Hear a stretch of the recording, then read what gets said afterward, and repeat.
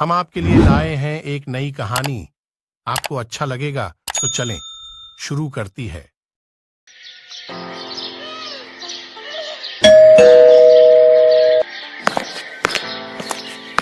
अरे वो दुर्गा की बहू को देखा है तूने?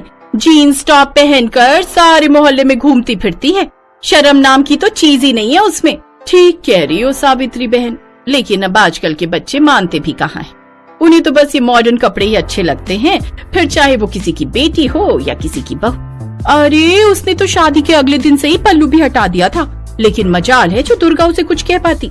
तभी सावित्री की बड़ी बहू चाय लेकर आती है, लेकिन उसका पल्लू सर से नीचे गिर रहा था। ये देखकर सावित्री गुस्से में बोली, थोड़ा और सर का पल्लू नीचे कर ले ताकि गिर ही जाए।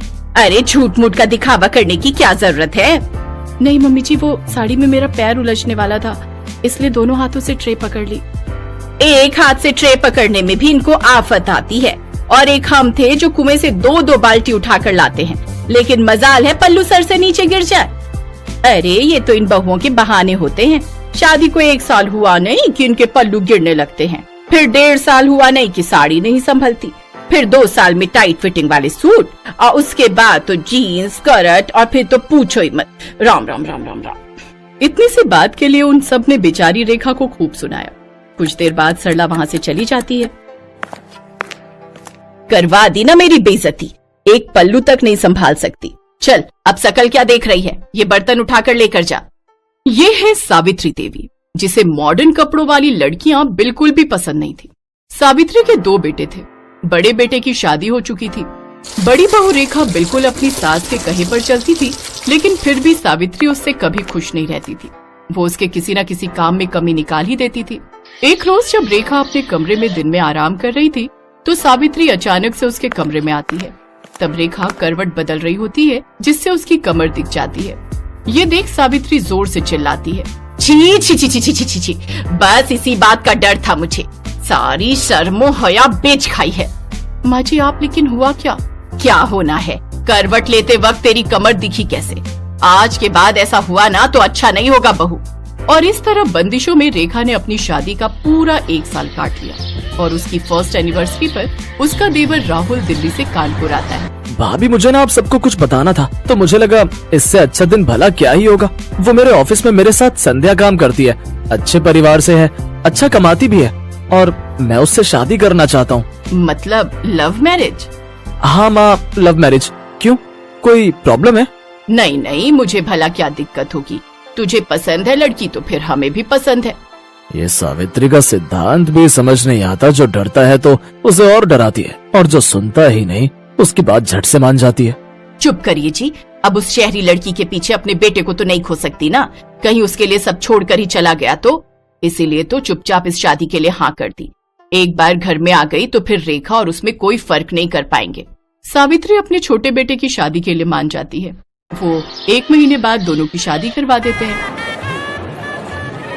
शादी के बाद दिल्ली से कानपुर कार में आते आते भारी भरकम लहंगे में संध्या काफी थक जाती है, और वो एक जगह होटल के पास गाड़ी रुकवाती है। ड्राइवर गाड़ी रोको, मुझसे अब और ये नहीं पहना जा रहा, ये भारी भरकम लहंगा। राहुल तुम यही रुको, मैं अभी चेंज करके आती हूँ। कुछ देर बाद गाड़ी आकर उसके ससुराल रुकती है। फिर पीछे से संध्या स्कर्ट और टॉप पहनकर सर पर शादी का दुपट्टा लिए निकलती है। संध्या को इस रूप में देखकर सभी हैरान रह जाते हैं। राहुल बेटा, ये सब बेटा 2 जोड़ी में लड़की मांगी थी, इसका मतलब ये नहीं कि ये सचमुच ही 2 जोड़ी में आ जाएगी। वो माँ, दूर का सफर था ना, और इसने लौटते वक्त लहंगे पर ही वोमिट कर दी, इसीलिए जो इसके हाथ में लगा इसने पहन लिया। ये राहुल का बच्चा झूठ क्यों बोल रहा है? चलो संध्या, माँ के पाँव छुओ। हैं? अरे नहीं नहीं, तुम रहने दो, अगर तुम झुकी तो न जाने क्या क्या झुक जाएगा। सावित्री को मन ही मन बहुत गुस्सा आ रहा था, लेकिन वो कर भी क्या सकती थी। लेकिन संध्या के कपड़े देख सावित्री डर गई। ये नई बहू तो कुछ ज्यादा ही मॉडर्न कपड़े पहनती है। अरे पढ़ी लिखी नौकरी वाली है तो क्या हुआ, सर पर नाचेगी, जो मर्जी रुमाल जितने कपड़े पहनेगी। कहीं कल मुंह दिखाई पर इसने कुछ बेढंगे से कपड़े पहन लिए तो नहीं नहीं नहीं, इसे मुझे ठीक करना ही होगा। ये सोचकर सावित्री संध्या के कमरे में जाती है। अरे नई बहू, दिखा तो कल मुंह दिखाई पर क्या पहनने वाली है। ये वाली साड़ी कैसी है माँ जी? अच्छी है, लेकिन काला रंग, शादी के बाद ये सब रंग ना कुछ अच्छे नहीं लगते। और वैसे भी ये सिर्फ ब्लैक नहीं है, देखो इसके बॉर्डर पर रेड कलर भी है। जो भी हो, लेकिन तू ऐसी साड़ी नहीं पहनेगी। चल अब मुझे अपनी साड़ियाँ दिखा, मैं बताती हूँ तुझे कौन सी पहननी है। संध्या सावित्री को अपनी सभी साड़ियाँ दिखाती है, जिसमें से गुलाबी रंग की साड़ी देख सावित्री कहती है, हाँ ये वाली, ये अच्छी रहेगी, इसे ही पहन तू। जी माँ जी। शादी के तुरंत बाद सास का ऐसा बदलता रवैया देख संध्या हैरान थी। सावित्री ने संध्या की साड़ी तो देख ली, लेकिन वो ये नहीं जानती थी कि उसका ब्लाउज कितना हॉट बना है। शाम को मुंह दिखाई पर संध्या वो गुलाबी साड़ी हॉट ब्लाउज के साथ पहनती है। ये देख सावित्री उसकी साड़ी अच्छे से बांधती है। अरे बहू, ये सर पर पल्ला कर ले, सब मेहमान आएंगे ना तो उनके सामने यूं सर ढके घूमना अच्छा नहीं लगता। संध्या साड़ी पहनकर सर पर घूंघट रखकर बाहर आती है। ये देख मोहल्ले की औरतें बात करती हैं। मान गए सावित्री तुझे, मुझे तो लगा था कि ये मुंह दिखाई पर भी मिनी स्कर्ट पहन कर आएगी, लेकिन तूने तो एक दिन में इसे साड़ी पहनना और घूंघट रखना भी सिखा दिया। अरे मेरा नाम सावित्री है, सावित्री। अच्छा संध्या बहू, चल अब इन सबके पांव छूकर आशीर्वाद लो। सावित्री सबके पांव छूकर आशीर्वाद लेती है, लेकिन संध्या ये नहीं जानती थी कि उसकी सास किस खेत की मूली है। एक बार जो उसने साड़ी पहन ली तो फिर वेस्टर्न कपड़ों का नंबर तो कभी आने वाला है ही नहीं। अगले दिन उन सबको मंदिर जाना था, इसलिए रात को ही संध्या अपनी सास से जाकर पूछती है कि कल उसे क्या पहनना चाहिए। तुझे क्या पहनना है क्या नहीं ये सब तो बात की बात है, लेकिन तू इस नाइट ड्रेस में बाहर कैसे आ गई? हमारे घर में ये सब नहीं चलता। लेकिन राहुल ने तो मुझसे कहा था कि मैं जो मर्जी पहन सकती हूँ। अरे उसे क्या पता इन सब के बारे में, रहा भी है वो इस घर में, बचपन से तो पहले पढ़ाई के लिए हॉस्टल में और फिर नौकरी के चक्कर में बाहर। तू उसकी बीवी है पर बहू मेरी है और इस घर में मेरी ही चलती है। संध्या उदास हो जाती है और वो अपने कमरे में चली जाती है। उसे उदास देख उसकी जेठानी भी उसके पीछे पीछे उसके कमरे में चली जाती है। उदास मत हो संध्या, इस घर का नाम ऐसे ही सावित्री निवास नहीं पड़ा है, यहाँ बस माँ जी की ही चलती है। उनसे पूछे बिना तो मैं खाना तक नहीं बना सकती, तो कपड़े तो दूर की बात है। अब कपड़े चेंज करके साड़ी पहन लो और किचन में आ जाओ। मुझे नहीं लगता अब वो तुम्हें कभी भी वेस्टर्न ड्रेसेस पहनने देंगी। ऐसे कैसे नहीं पहन सकती? अब तो बस हफ्ता भर में ये साड़ी पहनूंगी, उसके बाद बिल्कुल नहीं। एक हफ्ते बाद राहुल संध्या के साथ हनीमून ट्रिप प्लान करता है। सच में संध्या बहुत मजा आएगा, कश्मीर सच में बहुत खूबसूरत है। अच्छा अब तुम पैकिंग कर लो। संध्या अपनी पैकिंग कर लेती है। फिर जब ये बात सावित्री को पता चलती है तो वो संध्या के पास आती है। अच्छा, कश्मीर जाने की तैयारी हो रही है, दिखा तो तूने क्या क्या रखा है वहाँ पहनने के लिए। वो क्या है ना, ध्यान रखना पड़ता है, कहीं तूने छोटे छोटे कपड़े रख लिए और तुझे सर्दी लग गई तो। वो तो मैं समझ ही गई थी कि बिना मेरे कपड़े चेक किए आप मुझे जाने कहाँ देंगी। संध्या हनीमून के लिए चली जाती है, लेकिन वो वहाँ जाकर कुछ वेस्टर्न कपड़े खरीद लेती है और अपनी ढेर सारी फोटोज लेती है। लेकिन एक रोज उसकी सास वो फोटोज देख लेती है और वो संध्या पर खूब गुस्सा होती है। लेकिन तभी वहाँ सावित्री की सास रत्ना आ जाती है, जो काफी बूढ़ी होती है, लेकिन उन्होंने भी टी शर्ट और पैजामा पहना होता है, साथ ही चश्मा भी लगाया होता है। बताओ भला क्या बुराई है इन कपड़ों में? मुझे देखो, मैं क्या इन कपड़ों में बुरी लग रही हूँ क्या? अरे जब मैं गांव में रहकर ऐसे कपड़े पहन सकती हूँ तो फिर मेरे पोते की बहू क्यों नहीं? और तू जानती है आज क्या हुआ?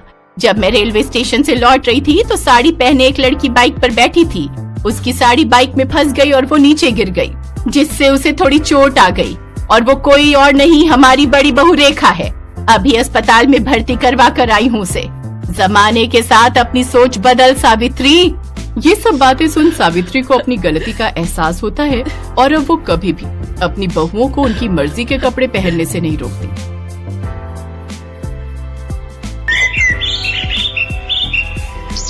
आशा देवी की दो बहुएं थी, सुनीता और सुप्रिया। सुनीता थोड़ी मोटी थी और सुप्रिया पतली दुबली थी। सुप्रिया हर तरह के कपड़े पहन लेती थी, पर सुनीता मोटी थी, इसलिए वो अपनी बॉडी के हिसाब से ही कपड़े पहनती थी। माँ जी, ये इवनिंग गाउन मुझ पर कैसा लग रहा है? बहुत अच्छा लग रहा है बहू, तुम तो पतली दुबली पतंग हो, तुम पर तो सारे कपड़े अच्छे लगते हैं। थैंक यू माँ जी। अरे सुनीता भाभी, आप क्या पहन रहे हो? आप भी कुछ इवनिंग गाउन या मैक्सी टाइप का कुछ पहन लेते। नहीं सुप्रिया, मैं इतनी मोटी हूँ, मुझ पर कहाँ ये सब अच्छा लगेगा। सुप्रिया बहू, सुनीता इतनी मोटी है, उस पर भला ये कपड़े थोड़ी अच्छे लगेंगे। तुम भी कैसी बातें करती हो, इस पर बस साड़ी और सूट ही सही लगते हैं, ये उनमें ही ठीक ठाक लगती है। चलो अब तुम सब तैयार हो जाओ, समय पर सगाई फंक्शन में पहुंचना है। ना जाने उस दिन अपनी सास की बात सुनीता को चुभ गई और वो इस बारे में सोचने लगी, पता नहीं ये अपने आप को क्या समझते हैं। अब देखना मैं भी छोटे छोटे कपड़े पहनूंगी और सुप्रिया से ज्यादा सुंदर लगूंगी मैं। अगले दिन ही सुनीता अपने लिए शॉपिंग करने चली गई और उसने वहाँ से छोटी छोटी स्कर्ट, टॉप, कैपरी, मिडी, वन पीस वगैरह खरीद लिए। सुप्रिया का जन्मदिन था तो सब लोग बाहर खाना खाने जा रहे थे। सुप्रिया ने बहुत सुंदर शॉर्ट मिडी पहनी थी। कुछ देर बाद सुनीता भी तैयार होकर आ गई, पर ये क्या, उसने इतनी शॉर्ट मिडी पहनी हुई थी कि वो बहुत अजीब लग रही थी। अरे बहू, ये क्या, तुम ये क्या पहन रही हो? ये कोई तुम पर अच्छा लग रहा है, इतने छोटे कपड़े? अरे वाह भाभी, आप तो बहुत सुंदर लग रही हो। Thank you. मैंने सोचा जब तुम पहन सकती हो तो मैं क्यों नहीं पहन सकती, इसलिए मैं आपसे छोटे कपड़े ही पहना करूंगी। सुनीता के सिर पर तो भूत सवार हो गया था कि वो सुप्रिया की बराबरी करेगी और यही उसने गलत किया। अब वो रोजाना ही छोटे छोटे कपड़े पहनकर बाहर आने जाने लगी। छोटे कपड़े पहनना बुरी बात नहीं है, पर हमें अपनी बॉडी की बनावट के ही कपड़े पहनने चाहिए, तभी हम पर जचते हैं। पर ये बात सुनीता समझ नहीं पा रही थी। अरे क्या हुआ सुनीता, कितनी देर से तैयार हो रही हो? अरे आ रही हूँ ना, तैयार होने में टाइम भी तो लगता है। पिक्चर आधी निकल गई होगी और तुम अभी तक तैयार नहीं हुई हो, फिर कहोगी कि मैं टाइम पर नहीं आता। अरे तुमने ये क्या पहन लिया, इतनी छोटी निक्कर, तुम्हें क्या हो गया सुनीता? थोड़ा तो ख्याल किया करो, इतने छोटे कपड़े पहन लिए, कितनी अजीब लग रही हो। अरे सुनीता भाभी, आप तैयार नहीं हुए? वो देखो, सुप्रिया ने भी तो शॉर्ट स्कर्ट पहनी है। उसको तो इस घर में कोई कुछ नहीं कहता, मुझे ही सब बोलते हैं। मैं तो सुप्रिया से ज्यादा सुंदर हूँ, मेरे ऊपर कपड़े ज्यादा अच्छे लगते हैं। ये तो देखो ना कैसी सपाट सी है, पतली दुबली, मैं तो फिर भी भरे हुए शरीर वाली हूँ। भाभी, ये नहीं है कि आप मेरी जेठानी हो तो मुझे कुछ भी बोलती रहोगी। आप मेरी जगह ले भी नहीं सकते।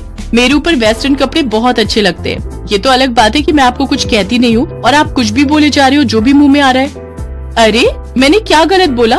मैं तुमसे ज्यादा सुंदर हूँ, मुझे पता है। हाँ मैं मोटी हूँ, ये अलग बात है। देखना एक दिन मैं भी पतली होकर दिखाऊंगी, फिर तुमसे ज्यादा मुझ पर कपड़े अच्छे लगेंगे। हाँ हाँ तो जाओ ना, किसने रोका है? मुझे क्यों बीच में ला रही हो? हाँ नहीं तो मुझे नहीं जाना कोई पिक्चर देखने आप लोगों के साथ, और आज के बाद मेरे से बात करने की कोई जरूरत नहीं है। धीरज, मैं नहीं जा रही हूँ पिक्चर। तुम्हें अगर भैया भाभी के साथ जाना हो तो चले जाओ। भाभी आपने ठीक नहीं किया। सुनीता और सुप्रिया के बीच लड़ाई पड़ गई। दोनों ने आपस में बात करना बंद कर दिया। गलती सुनीता की थी, उसने सुप्रिया का अपमान किया, पर वो अपनी गलती मानने को तैयार नहीं थी। घर में तो ऐसा माहौल हो गया जैसे घर में कोई रहता ही ना हो। ये देखकर आशा देवी बहुत दुखी हुई। बताओ सुनीता, तुम्हारी वजह से आज घर में सब कितने परेशान हैं। तुम्हें पता भी है तुमने सुप्रिया से किस तरह से बात की। माँ जी, आपको तो मैं ही गलत दिखाई देती हूँ। आप ये क्यों नहीं कहती कि आप सुप्रिया से ज्यादा प्यार करते हो, मुझे नहीं? ऐसी कोई बात नहीं है सुनीता, ना जाने तुम्हारे दिमाग में क्या नफरत का कीड़ा पनप रहा है। जब देखो तब गलत ही सोचती रहती हो। अरे हम सब तुम्हारे अपने हैं, तुम्हारा भला ही सोचते हैं। सिर्फ तुम्हें थोड़ा बहुत कपड़ों के लिए क्या बोल दिया, तुम तो सबसे ही लड़ने लगी हो। ऐसा ना हो कि मैं भी तुमसे बात करना बंद कर दूं, फिर तुम बिल्कुल अकेली हो जाओगी। और फिर ऐसा ही हुआ। आशा देवी ने भी धीरे धीरे सुनीता से बात करना कम कर दिया, क्योंकि वो किसी की सुनती ही नहीं थी। उसे तो अपने में कोई कमी नजर ही नहीं आती थी, हमेशा दूसरों की गलती ही उसे नजर आती थी। पड़ोस के घर में किसी की शादी थी, सब लोग तैयार हुए। सुनीता ने फिर से अपने मन की चलाई। वो कट स्लीव डीप नेक का वन पीस पहनकर तैयार हो गई, जो देखने में थोड़ा शॉर्ट था। अब कोई उससे बात नहीं कर रहा था, इसलिए किसी ने भी उसे मना नहीं किया। सुप्रिया ने डिजाइनर साड़ी पहनी, सास ने भी अच्छे कपड़े पहने। सब लोग तैयार होकर शादी के फंक्शन में पहुंचे। सबका ध्यान सुनीता की तरफ ही था। सुनीता बहुत ही अजीब लग रही थी।